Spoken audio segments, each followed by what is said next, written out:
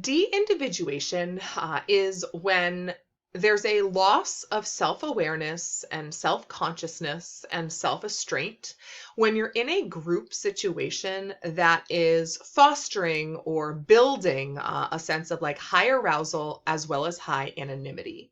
Um, De-individuation is all about how some people can get lost in the crowd and get caught up in what we might want to call like a mob mentality.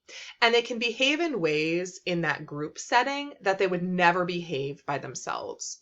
One classic example would be rioting behavior. When people are engaging in a riot, and they're smashing things and they're starting fires and they're yelling, they're behaving in a way that they probably would not if it was just them. But because they're in a group, they feel kind of secure as like they're just part of the group. They're not themselves individually accountable. And the group is so worked up and they're so like high intensity that they sort of feed off of that. Other examples of de-individuation, I gave you an antisocial one, sort of like rioting behavior.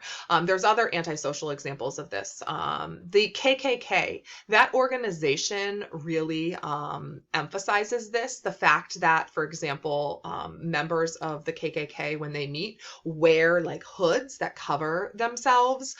That's just taking that idea of anonymity and turning it up quite a bit. When people are at a sporting event and they don't agree with like a call that the ref made, it's way too common, I would say, for people to start, yelling at the ref or like chanting things at the other team that are unkind.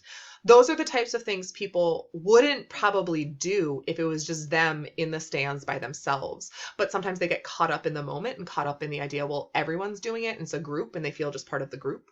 There can also be what we might call like pro-social examples, when people, because they're part of a group, act a little bit less restrained, but maybe in like a happier way.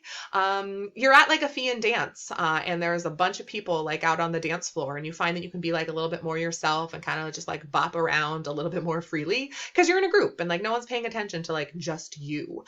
So de-individuation doesn't always have to be people like smashing bottles and lighting fires and yelling offensive things. It can also be examples of people just being a little bit less restrained in a group setting, whatever that might look like for them.